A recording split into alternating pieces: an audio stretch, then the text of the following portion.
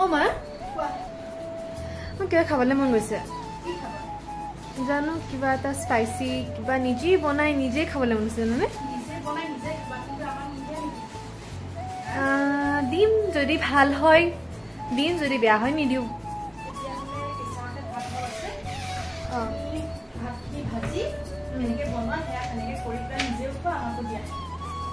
okay पाकघर सोमाते देखिছো অলপ মাংস আছে আৰু পনীৰ আছে ভাবিছো ফ্ৰাইড ৰাইস কে বনাও ফাৰ্স্ট অফ অল মই মাংসখিনি বইল কৰি লম আৰু মাংসখিনি বইল কৰোতে অকমান সোৱাদ অনুযায়ী নিমখ দি লব আৰু ইফালে মই কবি গাজৰ জলকীয়া ধনিয়াখিনি মিহি মিহিকে কুটি লৈছো আৰু ইয়াৰ লগতে ভাতখিনি দিনৰে আছিল কিবাবে ইয়া ভাতখিনি উলিয়াই পেলাই ধুনিয়াকে এতিয়া বনাম প্ৰথমতে স্টাৰ্ট কৰোতে কেৰাহীতে অকমান বাটাৰ দি লৈছো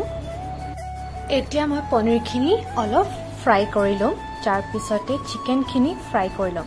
আৰু চিকেনখিনি অকন মিহি মিহিকে কুটি দিছো আৰু পনীৰখিনিও মই কুটি লৈছিলো দে অকনকে আৰু ইয়া মই পনীৰখিনি বজা হৈ গল আৰু তাৰ পিছতে ইয়া মাংসখিনি অকমান কালাৰ হ'বলৈ হালধি নিমখ দি দিছো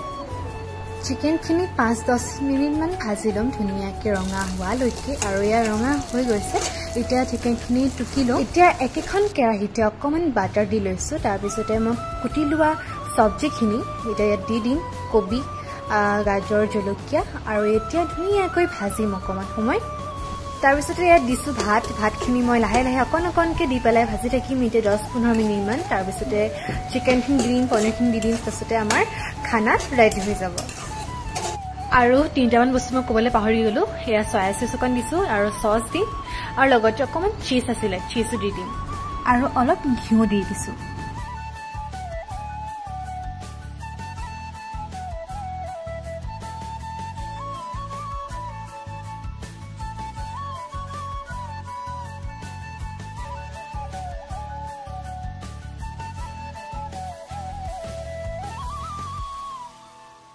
আৰু ইয়া ৰেডি হৈ গল আমাৰ খানা ইফালে মালে ইয়া লৈ আনিছো আৰু মায়ো খাই খুব টেষ্টি পালে আপোনালোকে কমেন্টত জনাব কেনেকুৱা পালে চাই আৰু আজিৰ ভিডিঅ'টো ইমানেই যদি ভাল পালে লাইক এটা আৰু কমেন্ট এটা কৰি দিব নেক্সট ভিডিঅ'ত লগ পাম বাই বাই